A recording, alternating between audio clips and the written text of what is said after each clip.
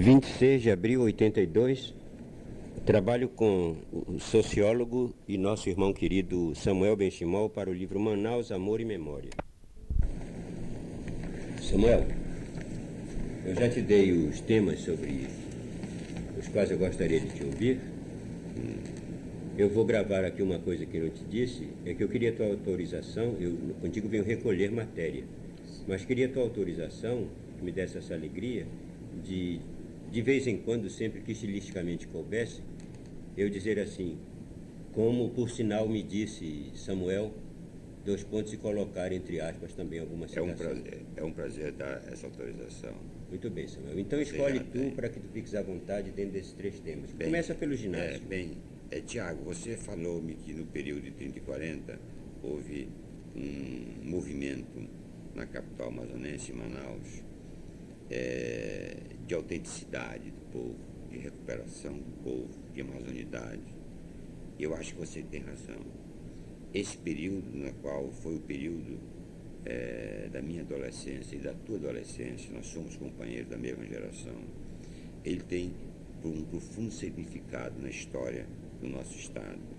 E eu explico sociologicamente de duas maneiras. A primeira maneira é que os anos 30 marcaram o fundo da depressão. Nos anos 30, nós havíamos perdido 92% do produto territorial bruto. Isso não há paralelo na história do mundo. Nós ficamos reduzidos à mais extrema miséria. Essa extrema miséria, registrada nas estatísticas econômicas, fizeram com que a população refluísse dos seringais, dos ermos, dos altos rios, do interior, para as cidades. De forma que eu parto daí. Eu acho que essa volta do homem do interior para a cidade, para a volta dos pais e das famílias que haviam saído de Manaus para a aventura da borracha e que regressaram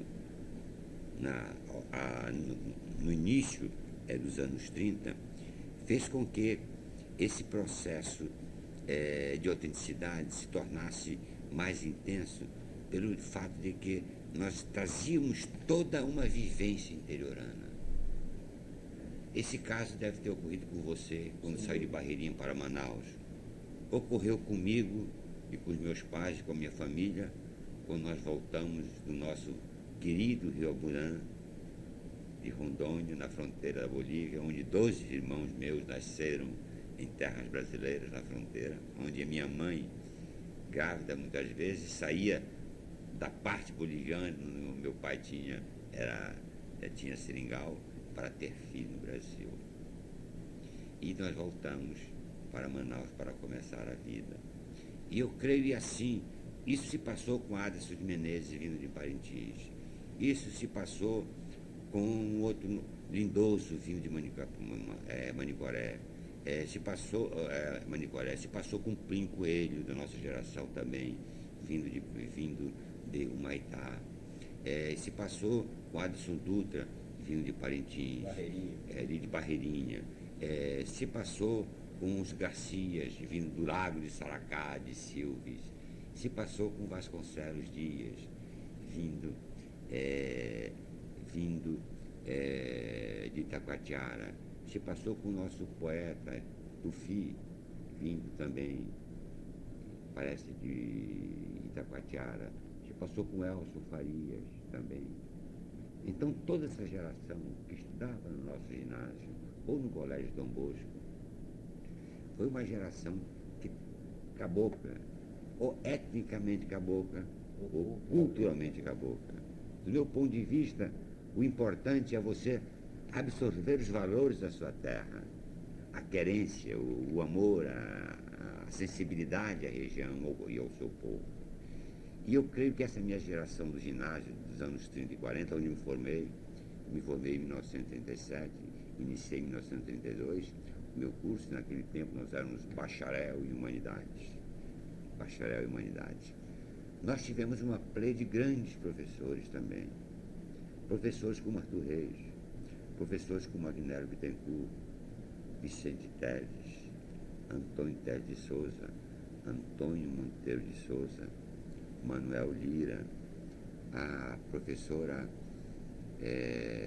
Aurora Moraes Rego, o grande mestre Valdo Lima, Martim Santana. Se tu tivesse que distinguir, e eu sei que a tarefa é difícil, sim, essa que eu te peço, mas se tu tivesse que distinguir, não digo um, mas dois professores que te marcaram particularmente, quais seriam esses professores? Bem, em primeiro lugar, o meu querido mestre Agnello Bittencourt. Eu vou te dar uma alegria. Que foi um grande exemplo. Eu entrevistei pouca gente para esse meu trabalho. Entrevistei cerca de 30 companheiros. Eu encerro hoje com chave de ouro, sim, entrevistando a ti. Tu sabes que praticamente a totalidade dos companheiros de nossa geração distinguiram o professor Agnello. É admirável isso, né? E com justiça.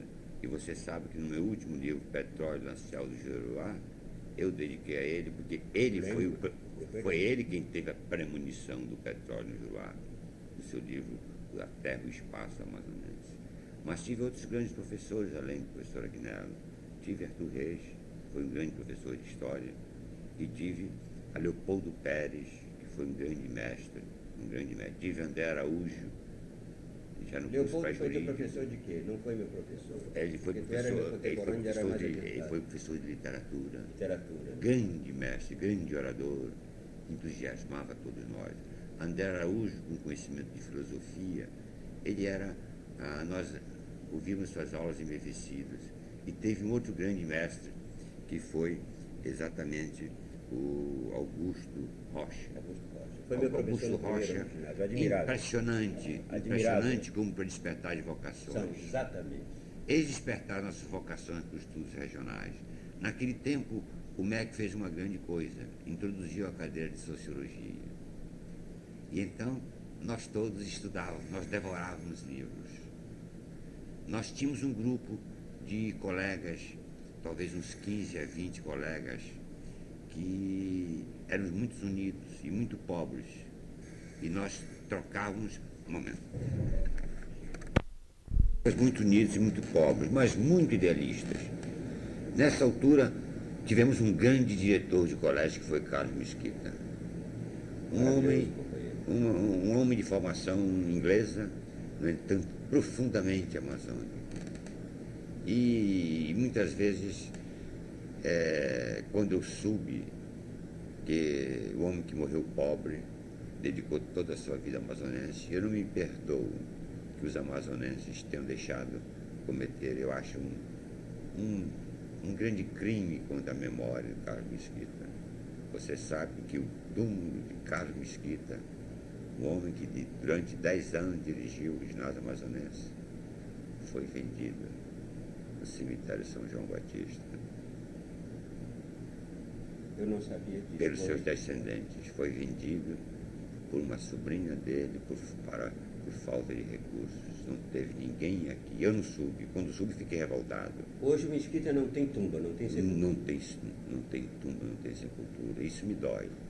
Me dói porque ele ajudou a preparar toda uma juventude, todos nós. Se nós tivéssemos sabido isso na nossa geração, nós teríamos nos cotizado para ter comprado a sua sepultura perpétua, né?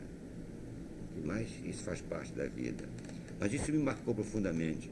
No ginásio, nós tínhamos movimentos de cultura. O nosso Grêmio, nós tínhamos grêmios estudantis.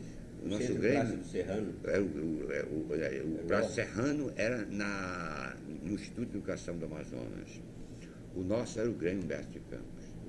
Humberto de Campos pontificou toda essa geração dos anos, essa geração cinquentona e sessentona que hoje vive e que tem ajudado nesses últimos 30 anos a formular uma estratégia cultural, ou política, ou intelectual, universitária para a Amazônia, a qual eu pertenço. Mas pontificavam grandes nomes, na qual eu me incorporei desde cedo. Durante 4 ou 5 anos, nós convivemos como irmãos, muitas vezes em campos opostos, no centro Humberto de Campos, que foi um dos grandes simuladores do nosso amor à terra, do nosso estudo e também na formação nossa dialética. Tu estás referindo esse grupo que era muito unido? Sim. Bem, eu me lembro de Curiolano Lindoso, Hamilton Cidade de Araújo, me lembro de Plínio Coelho, me lembro de Zé Lindoso, me lembro de João Martins da Silva e me lembro de Aderson de Menezes, me lembro de Arthur Cucu, de Zé Ivan, de Hugo Silva, Salignac de Souza e aqui o seu criado, Menezes. Mas foi um período bastante intenso. Nós estudávamos profundamente. Os nossos mestres eram admiráveis, eram homens que tinham vencido cátedras em disputas homéricas para obter o título de professor do ginásio, que eram, aliás, professores catedráticos. Né? E nós estudávamos pobres, uns ajudavam os outros, tínhamos uma biblioteca circulante e o grande manancial que nos fornecia os instrumentos de leitura era exatamente o professor Aguinaldo Bittencourt, que colocou a sua biblioteca à nossa disposição. Havia um sebo aqui, o sebo do Martins, nas qual nos frequentávamos todos os dias. Ficava onde, Samuel? Ficava ali na rua Joaquim Sarmento. À tarde, Maripiranga, Nonato Pinheiro,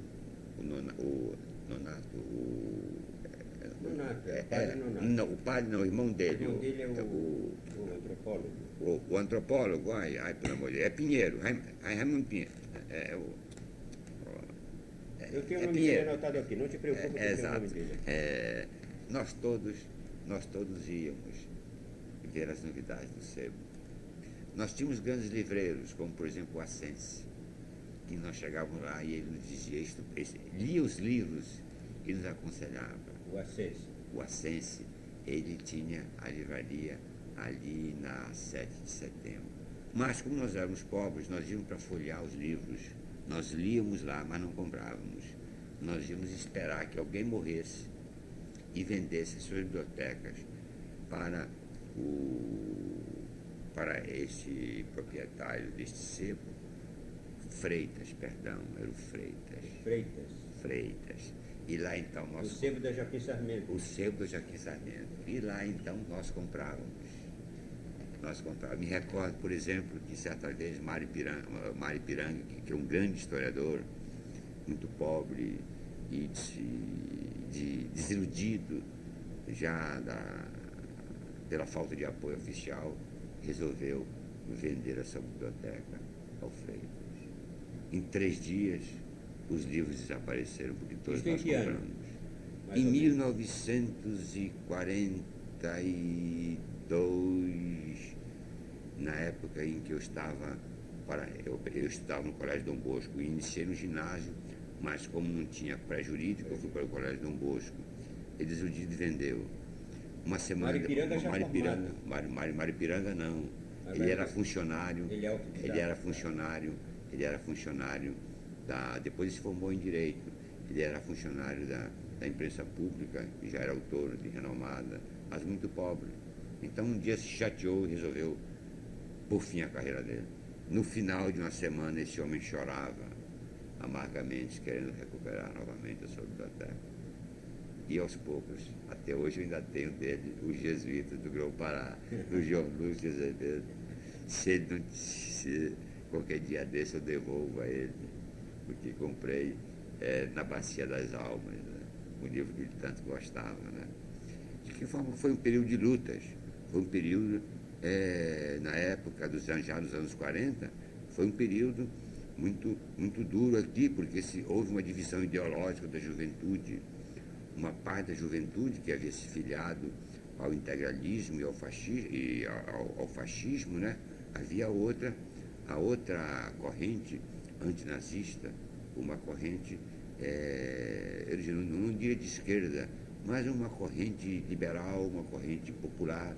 Nós nos chamávamos humanistas e livres pensadores. Eu faço parte, nos anos 40, dessa corrente de livres pensadores, de liberais e de humanistas integrais. Nós estudávamos filosofia, nós estudávamos literatura nós estudávamos geografia humana, sociologia, história, e havia disputas com os grupos que nós chamávamos fascistas e etc. Mas havia também um pensamento de esquerda nessa época? Havia pensamento de esquerda. Havia pensamento de esquerda. Era um grupo ligado ao Aldo Moraes. Esse já era um outro grupo, mas uma parte desse grupo, ele se filiou também ao nosso grupo de humanistas, porque nós não éramos radicais, nós não éramos revolucionários nesse sentido, nós éramos humanistas, integrais, no sentido de dar ao povo a conhecer as suas raízes e dedicar a nossa vida ao estudo das necessidades populares. Tanto é que é nesse período que marca a minha vida como pesquisador amazônico. Você sabe que eu publiquei o meu primeiro livro quando tinha 20 anos. Exatamente, eu estou fazendo este ano, eu comecei minha pesquisa com 19 anos, sobre o cearense da Amazônia. Exatamente. Eu sou a testemunha histórica da segunda grande migração de 200 mil cearenses para a Amazônia, em decorrência dos acordos de Washington. E é o único livro que existe sobre os depoimentos dos nossos irmãos cearenses. Depois os originais se extraviaram, deixaste de lado? Não, esses... De Arthur Esses foram apresentados ao 10º Congresso Brasileiro de Geografia.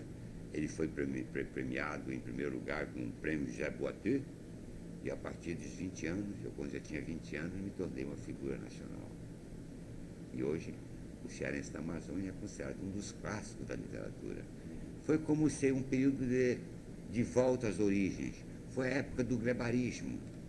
Carlos Mesquita era glebário. O movimento que foi o movimento Rambaiani Chevalier era glebário. Escreveu no Circo Sem Teto da Amazônia. Aldo Moraes era glebário. Genesino Braga era glebário. Esses os grandes, porque havia também uns resquícios ainda da Belle Époque francesa, como Péricles de Moraes, Adriano Jorge. Esses tinham uma cultura universal. Havia os grandes gramáticos, como João Leda. E outro grupo, que era mais glebário, uma espécie de modernismo, digamos assim, uma repetição do que ocorreu em São Paulo com a Semana da Arte Moderna de 22, de Oswaldo Andrade, Macunaíma, etc. Nós, um pouco atrasados, jovens de 18 anos, nos filiamos a esse grupo de estudiosos voltados para os assuntos da terra, estudando o índio, o caboclo, o problema das enchentes, o problema das migrações, o problema das cidades. E eu me tornei fiel a isso desde os meus 19 anos. Foi um período, portanto, muito intenso, um período muito frutífero e que teve uma enorme repercussão. Nós éramos recém-chegados do interior e trazíamos dentro de nós a nossa visão interiorana e procuramos preservar os nossos valores e nos educávamos com muito sacrifício, trabalhando. Eu me recordo, por exemplo, que eu fiz o meu curso na Faculdade de Direito como despachante de bagagem na Panair do Brasil. Acordava todo dia às 2 horas da manhã e ficava no aeroporto até às 7 horas. Durante o teu curso do ginásio? Durante o meu curso do ginásio, aí quem me sustentava era meu pai, que tinha voltado do interior, e eu comecei ele voltava do interior, se tornou guarda-livros. E então eu entrei no ginásio com 11 anos. Eu comecei a trabalhar com 15 anos como professor. Eu dava aulas na escola Rui Barbosa, de português, de geografia. Depois dei aula curso primário. Como era o nome daquele diretor da escola? Era Hamilton Cabral. Depois ensinei na escola do professor Vicente Blanco, ali na Miranda Leão, perto da faculdade. Eu e Auro Melo. No Vicente Blanco.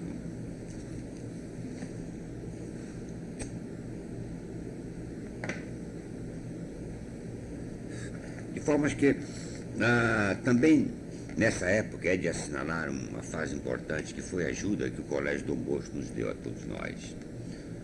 Porque naquela altura, quando terminava o 5º ano de ginásio, haviam extintos cursos pré-jurídicos. E então, o ginásio amazonense Foi extinto no ginásio. Tinha um pré-jurídico, pré-politécnico e um pré-médico. E então Isso nós em 40? Em 1940. 1940. Ou 39. 1939. E aí então o Colégio Dom Bosco, ainda me lembro muito bem que era do padre Estélio D'Alisson, que era o diretor, e o padre Agostinho, eles conseguiram fazer pelo menos o curso pré-jurídico, e isso salvou a todos nós. Então nós Esse curso pré-jurídico do Dom Bosco era pago também? Era um curso pago, mas se pagava como todo ensino pago, mas lá nós tivemos grandes mestres. Lá pontificava Arthur Reis, quase todo mundo ensinava de graça. Também era essa outra característica, ou pagamento muito pequeno. Nessa altura, foram nossos professores Arthur Reis, foram nossos professores Augusto Rocha, Mário Jorge Couto Lopes, Leopoldo Pérez, André Araújo, e eles nos ajudaram muito na formação, na nossa preparação para o nosso vestibular. Os 2 anos do pré-jurídico. O nosso vestibular era qualquer coisa terrível. Hoje em dia o pessoal reclama do vestibular, mas o nosso vestibular era um vestibular na qual a gente se preparava 2 anos seguidos no curso pré-jurídico, ou no pré-médico, ou no pré-politécnico, né? Por exemplo, no meu curso vestibular de Faculdade de Direito, nós tínhamos História da Literatura, nós tínhamos Filosofia, nós tínhamos Latim, nós tínhamos Português, nós tínhamos Geografia, nós tínhamos História, nós tínhamos Biologia, inclusive tivemos Biologia. De forma que haviam provas escritas e provas orais, eram verdadeiros concursos. As turmas eram pequenas, porque também a cidade era pequena. Nós falamos de uma época que Manaus vivia ao redor dos 100 mil habitantes. Não menos. Naquela altura, eu quando saí de Manaus e quando consegui minha bolsa de estudos para fazer o meu mestrado logo após, eu me formei em 1945, né? Logo depois da guerra, né? Porque também, outra particularidade, nós todos fomos voluntários. A minha turma, muito unida, eu, Agnello, Carneiro, esse pessoal dos humanistas, etc., nós nos alistamos no Exército voluntariamente para ir para a Guerra da Itália. E nessa altura, nos colocaram no NPOR, fomos incorporados ao 27BC e servimos durante 3 anos do Exército Brasileiro dentro e saímos segundo aspirantes oficiais, exatamente quando a guerra terminava, em 1945. Né? De forma que também nós atendemos o apelo da pátria e de maneira voluntária. Nós fomos voluntários, porque fizemos campanhas memoráveis para ajudar os aliados. Fizemos campanhas contra o afundamento dos navios brasileiros, o Guaipendi, inclusive um colega meu, Jacaúna Maia, sofreu. Então, havia toda uma solidariedade muito grande entre nós, né? Nós nos reuníamos todas as noites. Eu vou te interromper um momento. Sim. Você te lembra de algum caboclo nosso que tenha morrido no Guaipendi? Não me lembro de um sobrevivente, Jacaúna Maia. Jacaúna Maia, que acaba de falecer, um grande amigo meu, que fazia parte da nossa turma de Auro Melo, Plim Coelho, e Orange Melo, e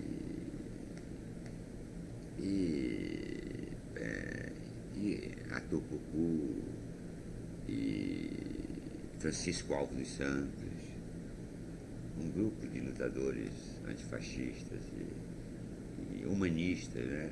Uns mais esquerda, mais radicais, outros mais liberais, mais moderados, né? Mas foi um período muito importante. Mas tu dizias que quando saíste de Manaus com tua bolsa, já para o mestrado, a população de Manaus naquela época era... Ela tinha 50 mil habitantes. 50 mil habitantes. Era, portanto, uma grande aldeia, né? Mas nós tínhamos prazeres imensos, porque nós tínhamos todos os nossos igarapés, águas cristalinas. Eu me lembro da maior parte deles. Era o igarapé, por exemplo, do Coronel Armino de Barros, o primeiro, onde está o Cine Londrina. E nós todos nós rapazes ficávamos impressionados com a habilidade do mestre de matemática, Filho de Alencar, Abílio de Alencar. Ele flutuava fumando. Fumando e lia o jornal. Me lembro de Ituaçu, o velho Ituaçu, o que é pai do desembargador Oyama Ituaçu, que era um outro atleta também naquele tempo. Então, era a chapada do velho Arminio de Barros. Havia logo depois a Pomerânia, depois da Pomerânia tinha o banho dos turcos, depois dos turcos o banho do Bosque, do qual eu frequentei durante quase 15, 20 anos, sem ser sócio deles, e até dizia que cheguei a ser sócio por uso capião. Uso capião de lazer. E também uma piscina do 27PC, que era na altura da Cachoeira Grande. Havia também, ali perto na Cachoeira Grande, o chamado Banho das Mil Virgens, onde nós fazíamos as nossas noites de boemia, né? Eram feitos naqueles igarapés, chamávamos o Banho das Mil Virgens, perto onde existe hoje, onde existia outrora o Batuque da Mãe Joana. E Raimundo Pinheiro. O Batuque da Mãe Joana era candomblé? Era candomblé. Um pouco de Casa das Minas. E quem conhece muito bem isso é o Nunes Pereira. Não, Nunes Pereira e Raimundo Nonato Pinheiro. É Raimundo Nonato Pinheiro. Não, eu te digo já. Não, já tem.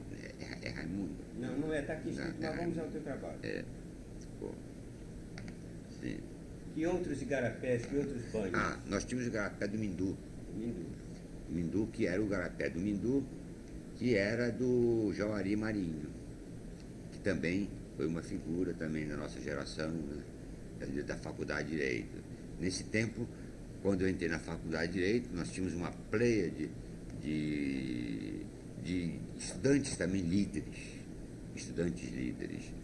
estudantes e professores jovens chegados e começavam a ensinar. João Ricardo de Araújo Lima, Nicodemos Brauli Pinto,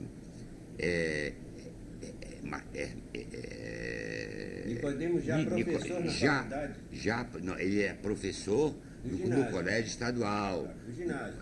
Mas, se não me engano, ele estava saindo, já era quintanista. Eu fui bicho dele. Sim. Bicho dele. E depois tu entraste com ele na faculdade de Direito? Não, aí ele não chegou a ser professor da faculdade de Direito. Ele era estudante da faculdade de Direito do último ano quando eu entrei. Mas tinha ainda Curiolano Lindoso, Adelson de Menezes, era de uma turma mais adiantada da minha. Tinha Jauari Marinho e a Manari Mendes. E a minha turma, que era uma turma pequena, muito unida, que era eu, Arthur Pucu, Agnero Bittencourt, Wilson Zuane. Adelson era de um ano mais... Adiantado que atrasado. Mais atrasado, era um ano menos, né? O Adelson fazia parte da turma do Zé Lindoso. O Adelson de Menezes era de uma turma mais adiantada do que a minha. Mas todos nós tínhamos a nossa política, né? Naquele tempo nós tínhamos júris históricos, júris simulados e concursos de oratória, né? Eu fui também orador universitário, Lindoso também foi, Adelson de Menezes também foi um grande tribuno, né? Essa geração toda, daí, ela se projetou no campo político, né? E eu, nessa altura, quando terminou a guerra, já formado, etc., eu passei 2 anos nos Estados Unidos. De forma que isso me ajudou a minha formação regional em dar uma visão do mundo universal.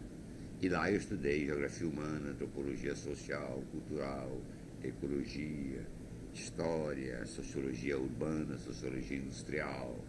E a tese da minha cidade, e a minha tese de mestrado foi Manaus, o crescimento de uma cidade do Vale Amazônico. Eu estou fazendo 40 anos, Tiago, este ano, no ano que vem, entre este e o ano que vem, 40 anos de vida intelectual, né? E só escrevi sobre a Amazônia. Eu estou com 30 e tantos livros publicados, apenas eu só entendo a Amazônia. Desde os 18 anos eu só escrevo sobre a Amazônia. A minha preocupação foi sempre a Amazônia e finalmente consegui aquilo que eu sempre quis, ensinar a introdução à Amazônia na Faculdade de Direito. Eu estou há 3 anos exatamente E formando eu tenho a alegria de ter jovens. assistido a tua aula inaugural dessa Inaugural cadeira de da cadeira. introdução. Mas você me pergunta também sobre a minha memória sobre a Rua Doutor Moreira. A Rua Doutor Moreira era uma Foi rua... a primeira rua em que você morou em Manaus, quando seu pai veio de lá de cima? Bem, eu nasci praticamente na esquina do Doutor Moreira com Quintino Bocaiúva, perto da casa do professor Agnello. E nós éramos muito amigos. Mas na esquina da Doutor Moreira com Quintino Bocaiúva não ficava o Colégio do Chevalier? Tinha ali o Chevalier. Eu estudei no Colégio do Velho Chevalier. Não, mas situe.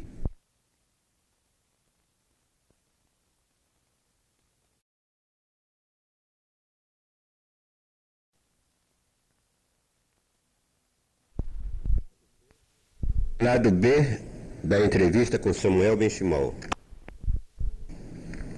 Bem, eu nasci na Quintino Bocaiúva, ali mais ou menos, defronte do Colégio Chevalier pela Quintino Bocaiúva. Pela Quintino Bocaiúva. Tem a Doutor Moreira e aqui a Joaquim Nabuco, né? Do lado esquerdo, porque é do lado esquerdo de quem sobe a Quintino Bocaiúva.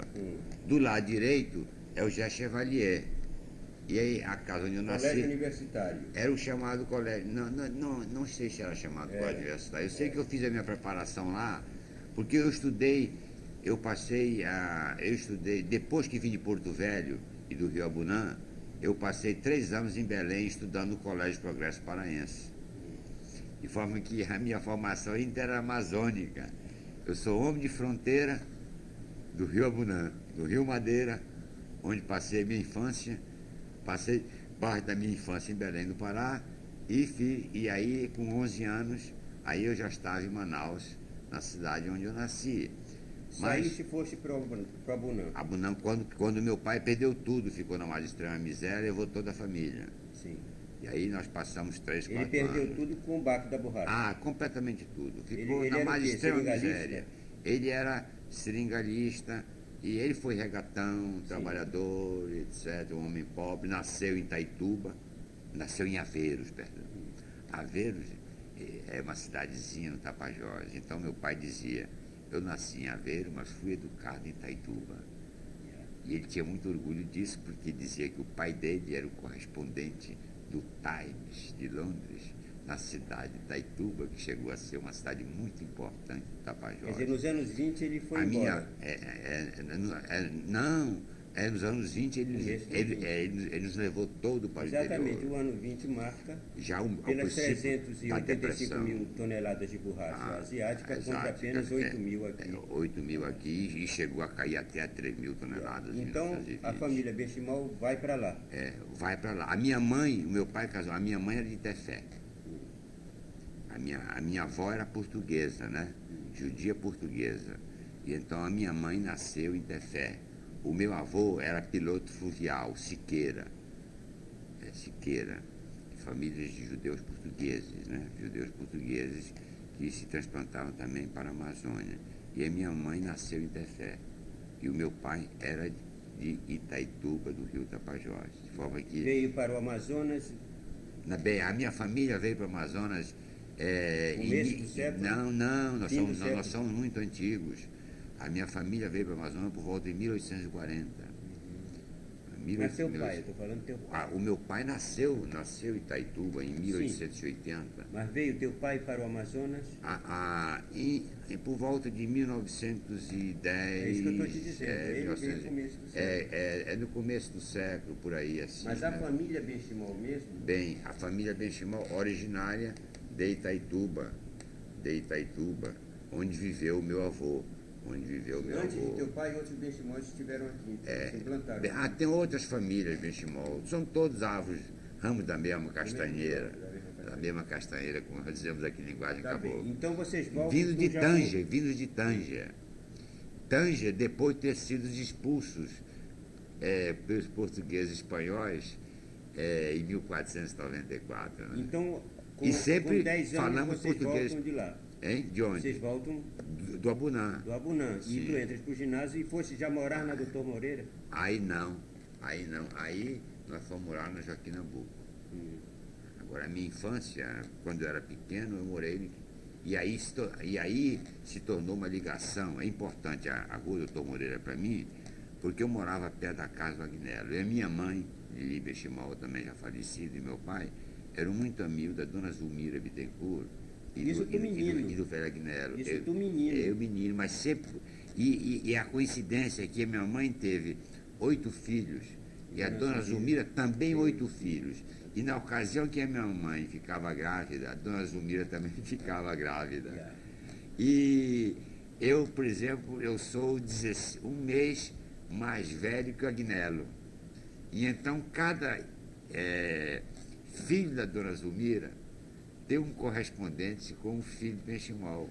Até que no 8º filho, a minha mãe disse: eu vou ter o último filho, eu vou pôr o nome de Benjamin. E a dona Zulmira também, eu vou encerrar a carreira e vou colocar também o nome de Benjamin. Sendo que o meu irmão Benjamin foi um grande engenheiro, faleceu, né? E Benjamin Bittencourt é uma grande figura humana, etc. Então vocês voltam do Abunã, tu já com 10 anos. Exatamente. Eu tinha ido para o Pará, porque aí minha mãe nos mandou para não ser criado pela avó portuguesa no Pará. E ela ficou trabalhando numa máquina de costura, fazendo blusões para seringueiros, para poder nos manter no colégio. Depois, então, é que a minha mãe voltou para Belém, e de Belém, então, aí o meu pai passou um ano desempregado, não conseguiu emprego em Belém, e aí nos trouxe novamente para Manaus. E aqui nós começamos a nossa vida o meu pai, a partir de 1930.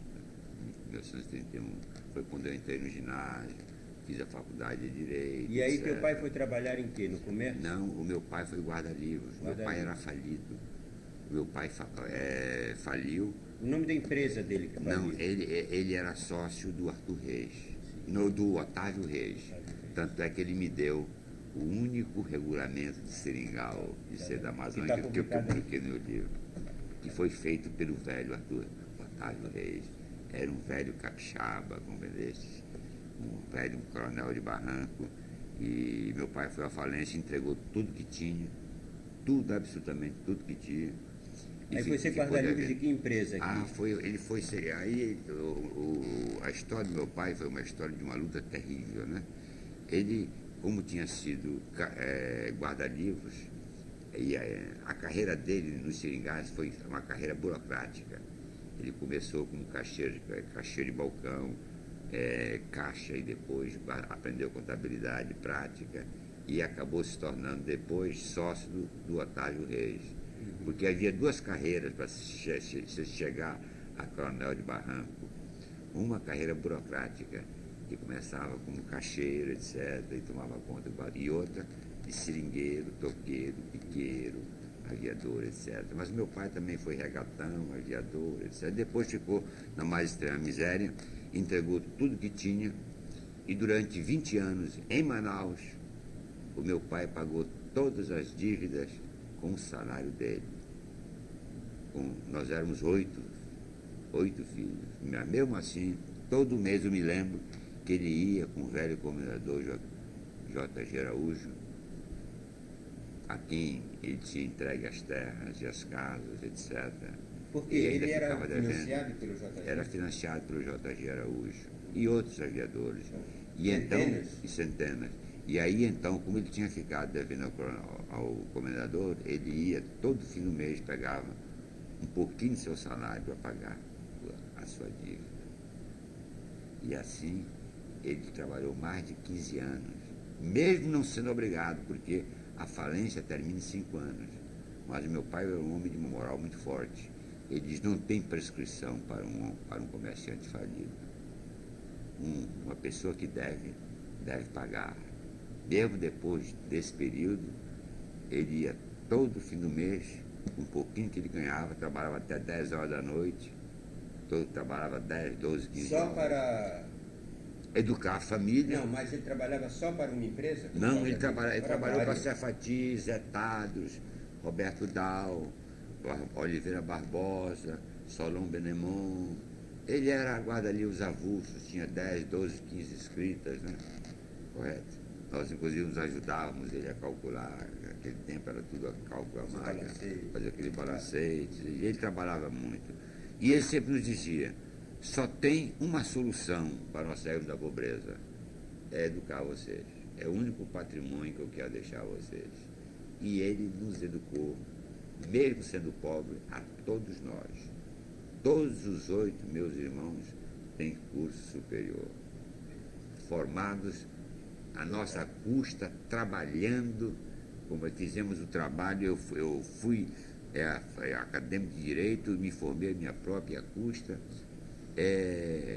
Nunca tivemos favores de governo, porque as bolsas de estudos que eu consegui nos Estados Unidos foi em concurso público.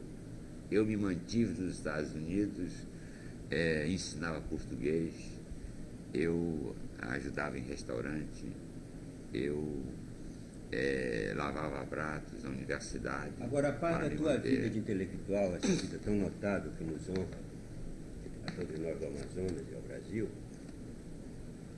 quando tu iniciaste a tua vida de empresário, de homem de empresa?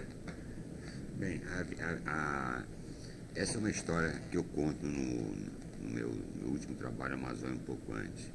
Eu sou empresário por acidente, porque desde cedo a minha vocação era pesquisa. Não, mas como eu já li essa história, eu estou querendo nesse momento a questão de datas. Eu quero ver a cronologia aí. A cronologia. Então, eu vou te explicar exatamente como eu era professor da Escola Solano de Lucena e obtive a Bolsa de Estudos. Eu obtive uma permissão do presidente da República para me ausentar do país. Então, passei 2 anos.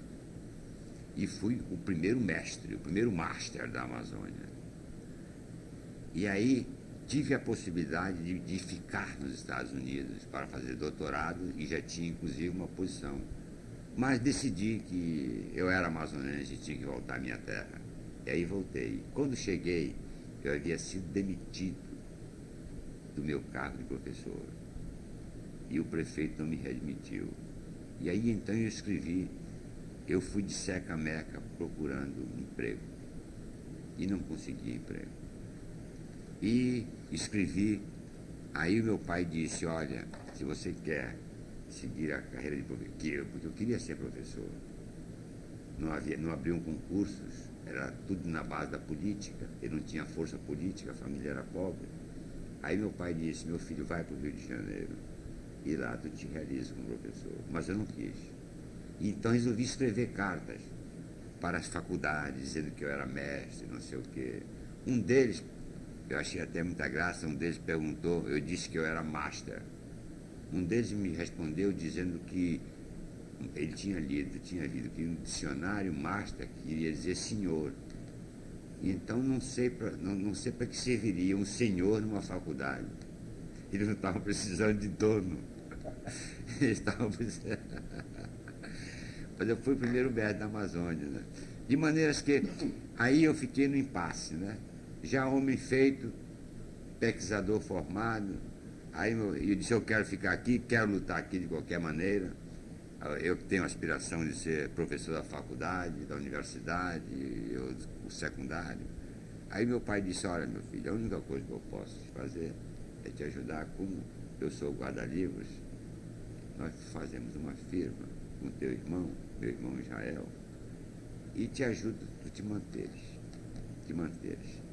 Eu tentei a política antes, e eu era do PSD, eu era do PSD, muito amigo do Álvaro, etc. Mas na ocasião de ser incluído na lista, eu sobrei, porque não tinha força, não tinha expressão, então o PSD, eu não consegui ser candidato pelo PSD, então o Álvaro Maia, que era muito amigo do compadre, inimigo, adversário dele, Severiano Nunes, o Álvaro Maia telefonou para o Severiano Nunes e disse, e eu me lembro que o Álvaro disse, você não tem uma vagazinha para o bestimbol aí se candidatar? Aí eu me candidatei pelo PN e acabei tendo 80 votos. A minha campanha foi feita na base do currículo vitae, coisas de jovem idealista, né? Que tinha tinha tais cursos, tinha frequentado isso, tinha publicado tantos livros, esse negócio, mas isso não elege ninguém, né? Isso não elege ninguém. E então foi uma tentativa mais que eu fiz de atuação no meu estado. Então meu pai disse, olha, o jeito que tem aqui, eu te treino, te ajudo, etc. E então fez essa firma, e durante 7 anos, né, como Jacó, né, como no episódio bíblico, eu iniciei. 7 anos de pastora Labão, pai de Raquel, Serra Bela. Bela. E então, eu, nesse período, então, eu fui propagandista farmacêutico e exerci essas profissões, esse troço, constrangido. Até que a firma começou a crescer e nessa altura houve abertura de concurso para a Faculdade de Direito e eu disputei a vaga. E te reencontraste com o teu caminho. E me reencontrei com o meu caminho. Mas nessa altura a firma já havia crescido e eu consegui aliar as duas coisas como empresário, mas sempre com um devotamento à pesquisa, estudando à noite. Eu ainda sou homem de trabalhar 10, 12, 15 horas por dia. Vamos voltar à Rua Doutor Moreira. A Rua Doutor Moreira. Deixa que eu te guio. A Rua Doutor Moreira é uma rua muito Quero bonita. saber, quando vocês tiveram casa na Doutor Moreira? A partir de quando? Não, foi na Quintino Bocaiúva. Não foi na Doutor Moreira? Não, foi quase na O esquina. erro do Ulisses, que te incluiu. Porque nós éramos quase vizinhos. Não, mas ele morava na Doutor Moreira. Ele morava na Doutor Moreira e nós morávamos na Quintino Bocaiúva, quase na esquina da Doutor Moreira. Correto? A casa dele dava fundos para a minha casa. Repara bem, olha aí. A casa do Ulisses era aqui, com a Doutor Moreira. A nossa casa era aqui. Aqui é Quintino Bocaiúva, aqui é Chevalier. Sim. Ele morava na rua 88 aqui. 88, Você parece? morava aqui, eu morava então, aqui e então o pessoal se falava pelos fundos. Você Então, relembra as famílias então daí? Eu vou te dar algumas. sim, Família Rebelo. Rebelo, sim. Rebelo, com o pianista Arnaldo Rebelo. Exato, etc. sim. O Abílio Nery. Ali começou o Ideal Clube. O Ideal Clube começou onde é o Banco do Estado do Pará ali. Ali tem até uma história do Genesino Braga. Começou ali, aquilo foi uma rua importante. Era uma rua muito bonita, cheia, não era Ficos Benjamins, era de Oitizeiro. Abílio Nery. Abílio Nery. Irmão do Silvério. O pai do Paulo, do Guilherme. O Guilherme. E do Ebrando Marinho. Ebrando Marinho da Busline, gerente da Busline. Com Silvério. Da Busline. Bom. O velho Benchimol, Isaac, Samuel de Zaú, na Quintino Bocaiúva. A família Simpson. A Simpson também, Pedro e Paulo Simpson. O Simpson era de lá também? Era. Sim, Carreira. Família Carreira. Os Carreiras moravam ali perto daquela pensão do Vaticano. Não tem onde se chama o Vaticano ali? Família Carreira. Hein? Tem. O Evandro deve ter grandes recordações ali. Ali morou Bringel. Ali tinha uma pensão que moravam os acrianos. Miguel Ferrante. Grande parte dos acrianos moravam nessa pensão que chamavam Vaticano. Não sei por que chamavam aquela pensão de Vaticano. Há um alfaiate, José Gonçalves Dias, depois foi deputado 30 anos. Sim. Afastado Ali tinha uns sobradões de azulejo muito bonitos. Havia o bonitos. avô do Rui Lins, João Teófilo. Sim, os Lins também. Os Lins moravam ali também. Coronel Medeiros, diretor de gado, pai da Ilma Medeiros, Sim. da Escola Royal de Datilografia. Exato, correto, exato. Muito bem. Então acho que nós podemos passar ao terceiro ponto. E nessa época, 30 e 40, eu me lembro, por exemplo, eu gostaria que tu falasse um pouco dele, porque eu não vou entrevistá-lo, conversei rapidamente com ele, com o que eu encerro, do Moisés Israel, figura que sempre se distinguiu, né? Pela educação, homem fino, né? Um autodidata. Autodidata, e nos tratava a nós, que éramos bispos, não é calouros, ele nos tratava com muita distinção, até hoje ele mantém essa. É um gentleman. Sua personalidade. No comércio, na indústria daquela época, em Sabá. Bem, você sabe que a presença de amazonenses de origem judaica nesse período foi um fato marcante. Eu vou te explicar por quê. talvez merecesse uma pequena introdução. A imigração judaica, portugueses e judeus espanhóis de Tânger, de Marrocos, se deu por volta de 1820. E todos foram morar no interior antes do Rasta Borracha. Provavelmente ou tinham sido expulsos do sultão de Marrocos, né? Ou atraídos, talvez, não sei, não se sabe explicar a origem dessa migração. Eu sei que foram se estabelecer no interior. Por exemplo, Sabá é a família de origem judaica mais antiga da Amazônia. Foi estabelecer-se em Cametá, no ano de 1820. As Serruias foram para Santarém. Benchimol foram para Santarém e Itaituba. Eu tenho 2 avós enterrados em Santarém e 2 avós enterrados em Itaituba. Os Assaiagues foram para Parintins. Os Siqueiras foram para Tefé. Os Pérez, que foi o grande prefeito de Itacoatiara, praticamente o construtor da Itacoatiara moderna, o velho Isaac Pérez, que era um gentleman, era de Itacoatiara, assim como os Zezaguis. Então, todos esses ascendentes de origem judaica portuguesa, e já brasileiros, né, mas ainda culturalmente ainda com valores religiosos judaicos, na época da decadência se tornaram, né, quando eram... Interromper o Bezecri. O Bezecri era do estado do Pará, se não me engano, da cidade, não sei se era de Cametá ou de era de uma cidade também do interior, mas todos do interior. Nós nunca fomos homens urbanos, a nossa imigração não foi urbana. Com uma característica, foi uma imigração familiar. Todos vieram com as suas famílias para cá, né? Então, com um propósito definitivo de ficar. Então se tornaram regatons, etc. E depois todos se arrasaram, regatons, depois seringaristas, depois, na época da decadência, todo mundo, todos se destruíram, foram à falência, se empobreceram, e aí então voltaram para Manaus, uns e outros foram para Belém do Pará.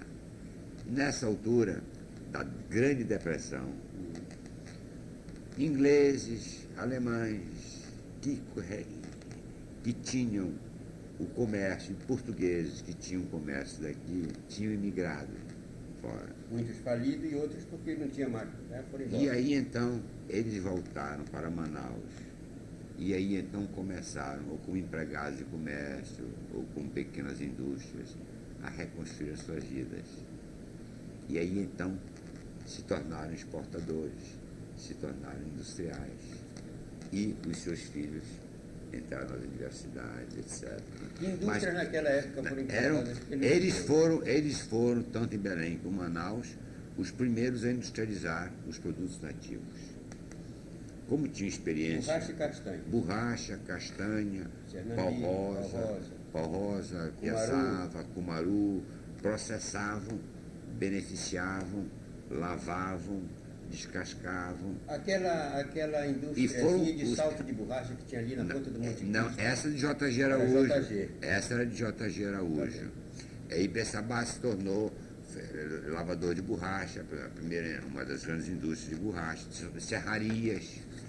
A serraria ali do final da Rua Isabel era do Sabá? Era do Sabá, como também a usina Vitória. Bezecri também se tornaram curtidores de couro. O Sabá? Do Bezecri. E também os Bezecris, curtidores de couro. Onde ficava sempre, a construção dele? Dele é o costume canadense, que atualmente era o costume aí lá, aqui na perto do Tarumã, aqui em cima do Rio Negro, na Casa Branca. Aí foram eles os pioneiros da construção de couro de Jacaré, né? Da industrialização de pó rosa, de fibras nativas, de juta. Foi quando eles se aliaram com Adalberto Vale. Na fábrica de juta. Na fábrica de juta.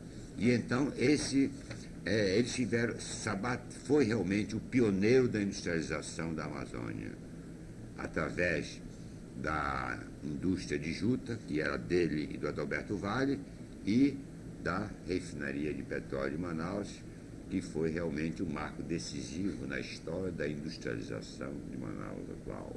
Agora, Fez cair época, consideravelmente o custo dos combustíveis e, com isso, deu condições de competitividade do nosso produto. Mas isso já na baixa, década de 50. Já na década dos anos 50. Agora, a indústria mais importante de borracha da época da qual nós estamos tratando aqui, Samuel, era a do JG, aquela que pegou fogo. Não, ela não pegou fogo, não. A indústria de salto de borracha ela foi desativada. Havia duas indústrias de borracha na Amazônia importantes. Não é de salto de borracha. Não. Ali no Igaraté. Aquilo foi do Corme Ferreira. Corme Ferreira foi um outro também, um outro grande lutador. Essa pegou fogo.